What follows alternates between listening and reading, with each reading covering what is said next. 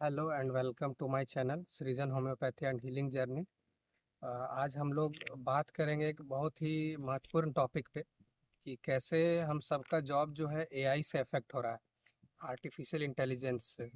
अभी जो भी जॉब आप देखिए, मैक्सिमम जो हम लोग कॉलेज में पढ़ रहे हैं, हमारे भाई बंधु दोस्त लोग जो पढ़ रहे हैं, तो उसमें मैक्सिमम ऐसा कोर्स है कि जो हम लोग कोर्स कंप्लीट करेंगे तब तक एआई इतना ज़्यादा एडवांस हो जाएगा कि हम लोग का जॉब या फिर हम लोग का कैरियर इफेक्ट हो सकता है। तो इसलिए हम लोग आज होम्योपैथी में कैसे एआई का इंट्रोडक्शन से हम लोग इफेक्ट हो रहे हैं उस विषय में बात करेंगे। तो लास्ट तक वीडियो देखिएगा। मेरा नाम ऋषि ऋषभ है। मैं बताना चाहूँगा कि जैसे एआई का इंट्रोडक्शन हो रहा है, तो अभी होम्योपैथी में बहुत सारा चेंजेस आ रहा है। जैसे कि पहले हम लोग एआई के आने से पहले ही हम लोग का रिपर्टरी था, लेकिन अभी मोबाइल में रिपर्टरी आ गया है ना। और उसके वजह से हम लोग का फील्ड भी बहुत चेंज हो रहा है। तो अब हम लोग, जैसे कि बिल गेट्स जो हैं, उन्होंने एक इंटरव्यू में बताया कि तीन ऐसा फील्ड है जो कि एआई के इंट्रोडक्शन के बाद भी बहुत कम इफेक्ट होगा। उसमें से एक फील्ड है मेडिकल का फील्ड, क्योंकि इसमें हम लोग जो है बहुत ज़्यादा जीनोम सीक्वेंसिंग और मेडिकल एडवांसमेंट होने के बाद भी एक जो डॉक्टर का माइंड है वो बहुत इम्पोर्टेंस रखता है।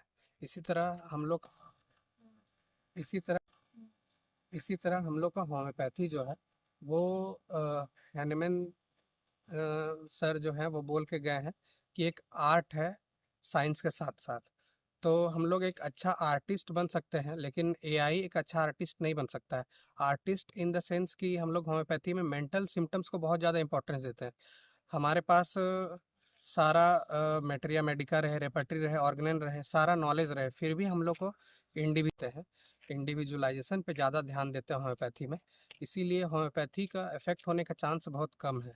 और यदि हम लोग ऑर्गेनल के हिसाब से देखें तो उसमें बहुत सारा ऐसा एफोरिज्म है जो कि हम लोग ही समझ सकते हैं। एक ह्यूमन ब्रेन होना उसके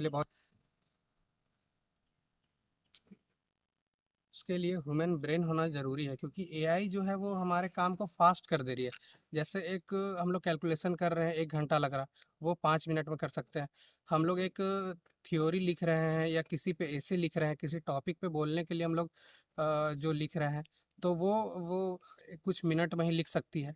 लेकिन जो हम लोग के ब्रेन में जो फंक्शन हो रहा है, जो हम लोग असेसमेंट कर रहे हैं, उसमें एआई का एक लिमिटेशन है अभी। तो इसलिए हम लोग ऑर्गेनन के हिसाब से भी देखें तो ऑर्गेनन एक ह्यूमन माइंड ज़्यादा अच्छा से समझ सकता है। और अगर हम बात करें एआई का, तो वो ह्यूमन ब्रेन के बराबर रीजनिंग अभी नहीं कर सकती है। तो इसीलिए हम लोग ऑर्गेनन के हिसाब से सेफ है। यदि हम मेट्रिया मेडिका के हिसाब से देखें तो बहुत वास्ट सिम्टम है जो कि एआई याद रख सकती है, तुरंत याद रख सकती है, लेकिन वो उसको इंटरप्रेट कैसे करना है, इंडिविजुअल जो मेंटल सिम्टम है वो पेशेंट से कैसे निकालना है, वो एआई अभी इंडिविजुअल सिम्टम जो मेंटल सिम्टम है वो नहीं एक्सट्रैक्ट कर पाएगी। और इस वजह से मेटेरिया मेडिका का वो बुक तो रह सकता है, उसके अंदर पूरा डाटा तो रह सकता है, लेकिन उसको इंटरप्रेट करके वो अच्छा से, यदि हम लोग रिपर्टरी के हिसाब से देखते हैं तो रिपर्टरी में रिपर्ट एआई के आने से पहले हम लोग का रिपर्टरी जो है वो डिस्कवर हो चुका था, जो कि 1 सेंचुरी पहले से ही रिपर्टरी हम लोग का चल रहा, बुक के फॉर्म में, सॉफ्टवेयर के फॉर्म में, मोबाइल ऐप के फॉर्म में। लेकिन अब जब से एआई का इंट्रोडक्शन हो गया है तो उसी चीज़ को वो फास्ट कर, जैसे कि जितना जल्दी हम लोग उसमें सिम्टम इंट्रोड्यूस करेंगे, उससे ज़्यादा जल्दी वो हम लोग को एक 7-8 मेडिसिन या 4-5 मेडिसिन का सेट अवेलेबल करवा देती है कि इसमें से कोई सा भी मतलब मेडिसिन हम लोग प्रिस्क्राइब कर सकते हैं। लेकिन यहीं तक एआई कर सकती है। इसके बाद इंट्रोड्यूस होता है हमारा होम्योपैथिक ब्रेन, जो कि उस 5 मेडिसिन को मेट्रिया मेडिका के साथ कोरिलेट करते हुए, पेशेंट के इंडिविजुअल सिम्टम्स को ध्यान देते हुए और उसका क्या बिहेवियर है, उसको ध्यान में रखते हुए उसको ध्यान में रखते हुए मेडिसिन प्रिस्क्राइब कर सकते हैं। हुआ इतना सब। अंत में बस इस इतना कह के बात को समाप्त करना चाहेंगे कि हम लोगों का फील्ड जो है वो एआई से बहुत ज़्यादा इफेक्ट नहीं होगा। AI uh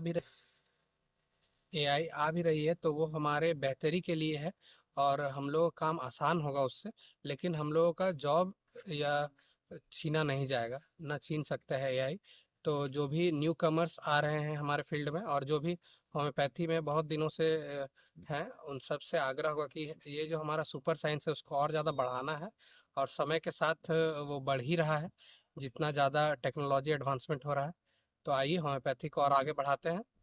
thank you.